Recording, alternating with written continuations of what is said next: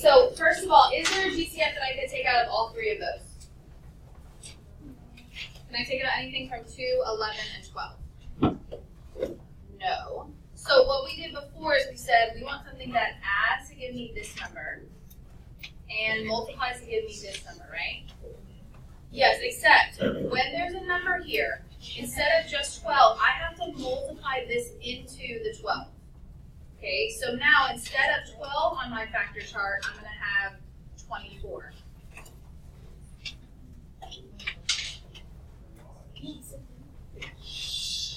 Okay, so I'm going to have 24 on my factor chart. Now I do the same thing. I want to list my factors. I'm looking for something that's going to give me 11. So let's list all our factors. 1 and 24, 2 and 12, 3 and 8, 4 and 6. So far the only thing that's changed is instead of a 12, I multiplied this number into the 12. Yep, so which pair gives me 11? 3 and 8. Now here's where the process changed. Okay, because if I took that and I put x plus 3, x plus 8, when I FOIL this out, x times x, do I get 2x squared? No. So here's what we have to do. We can't just go straight to that. So we're going to take our 3 and our 8. Are they positives, negatives, what? They're both positives. Okay, so because you multiplied this 2 in, this is how I remember it. If I multiply the 2 in, I have to divide the 2 back out. So you take your two numbers, and I'm going to divide by 2x and 2x. So let me repeat that so you know what I did. I multiply the 2 in, and that's where I get this number, the 24. We put up here 2 times 12. Okay, I got 3 and 8. So I said, okay, well I know they both need to be positive to get 11. I take this 2x, and the reason I don't put squared is because I want to split the x's. Now, does this fraction reduce right here? 3 and 2? No. So here's how you write this one. If you start from the bottom, it's kind of weird. You start from the bottom and go up. So this one is going to be 2x plus 3. There's one of our factors. Does this one reduce? Yes. What does that reduce to? 4 over 1x, or you can just put x. Here's our other factor. Remember, you write it kind of backwards. X plus 4. Is that it? That's it. So there's like a little step at the beginning you have to do, and at the end you have to do a step, and then it's the same. Okay, so let's double check this. Let's FOIL this out. 2x times x, I would get 2x squared. So I did times here. Plus 8x plus 3x plus 12. Especially on these, you're going to want to multiply back out to make sure that it's correct. Could you just do 3 times 4 to make sure? You can. That's another good thing. Because look, if I'd gone to here and I did 3 times 8, I got 24. Well, it's not 24, it's 12. So here you could also do that. 3 times 4 is 12. At least that's something better than nothing. Okay, so let's try another one. 5x squared minus 14x plus 8.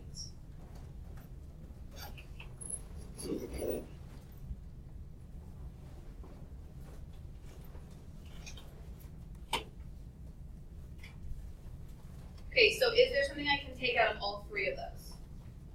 No. So instead of just 8, I'm still looking for what adds to give me this, but I want to know what multiplies to give me 40. And you need to write up here 5 times 8 equals 40. That's what goes on top of your vector chart. So you multiply it in, at the end we're going to divide it back out. So let's list our factors. 1 and 40. 2 times 20. Does 3 go in? No. Does 4 go in? 4 times 10. 5 times 8. 6 doesn't go in. 7 doesn't go in. And then we're back to 8. So I'm looking for which pair gives me what?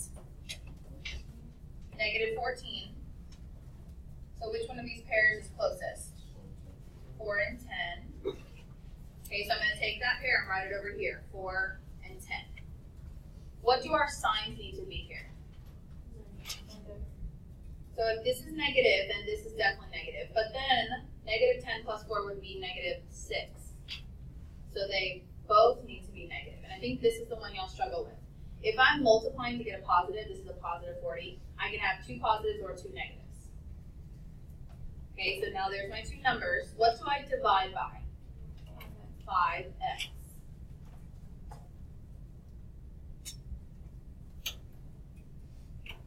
Okay, make sure that you reduce here. So look at the first one. Does it reduce? No, it doesn't. How do I write it? That's it. 5x minus 4. And then this one reduces. If you want to cross it out like this, you can do that, or you can rewrite it. X minus 2.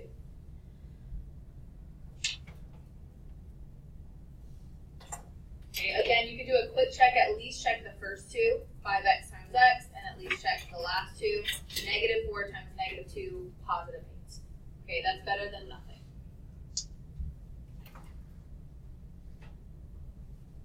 It's not bad, right? It's just, the worst part is on the test, you'll forget to do it because you'll just get used to doing the factor chart. You'll forget to multiply in and divide back out. Okay, let's try another one.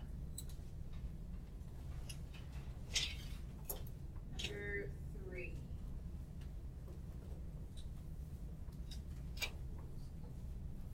Okay, so you try this one. Be careful because both of your pairs that you're going to list are going to both give you potentially a positive 5. So be careful here. Let's see if you can get it.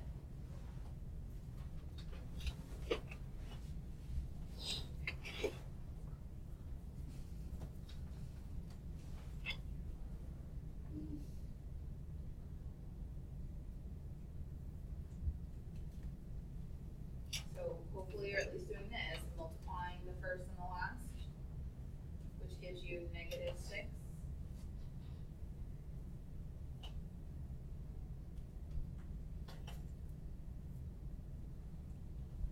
So your factors for 6 are 1, 6, and 2, and 3. And this is where you have to be careful because really I can maneuver both of these to give me that positive 5. 2 plus 3 is 5, and 6 minus 1 is 5, right? So if these were both positive, 2 plus 3, that gives me 5. Does that multiply to give me negative 6 though? No, so it can't be this one. I know, this is the one that's tricky. When you've got the 5 and the 6, this is the trickiest one.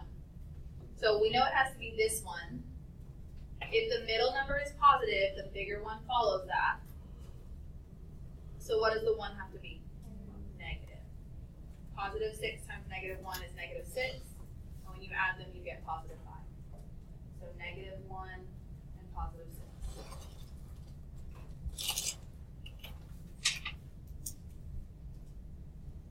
What do you divide by? Good. 3x.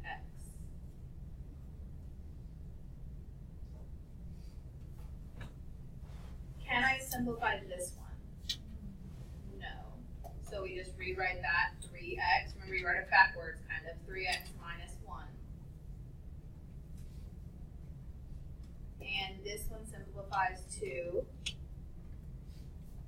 2 over x. And if you want to bring that positive with it, that might help. That way you remember, oh, it's x plus 2.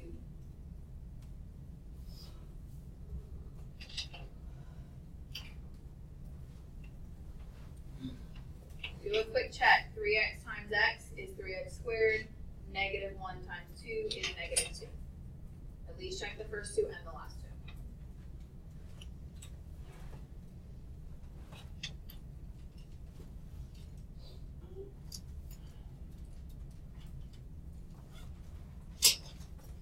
All right, you try this one, number 4.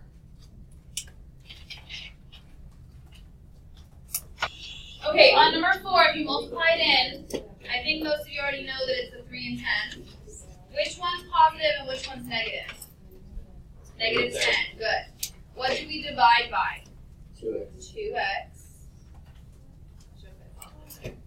So this one stays as 2x plus 3, but this one can reduce negative 5 over x. So x minus 5. Do a quick check, 2x times x is 2x squared. 3 times negative 5 is negative 15. So that's it. No, it doesn't matter what order. Okay, let's do one more. And then I think I'm going to let you guys work on your homework. Your homework is for a grade today. But I'm hoping that you get most of it done in class so you can even maybe check your answers with me and then you get a good homework grade. That project's due today. It's due tomorrow. But you should have time to work. Okay, number 5. Go ahead and write that down.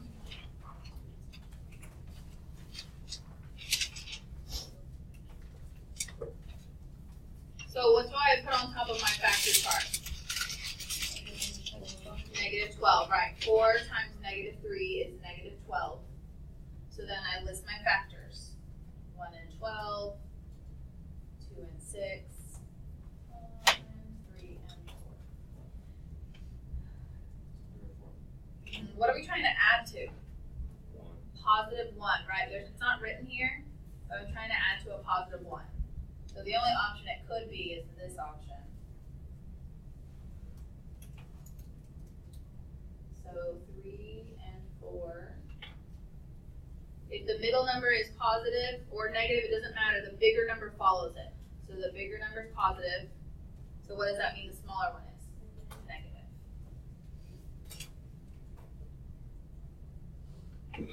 So divide by what? 4x. Divide by 4x. Does the first one reduce? No. So 4x minus 3. Does the second one reduce? Yes. What does that reduce to? A 1. So positive 1 over x. Or x plus 1.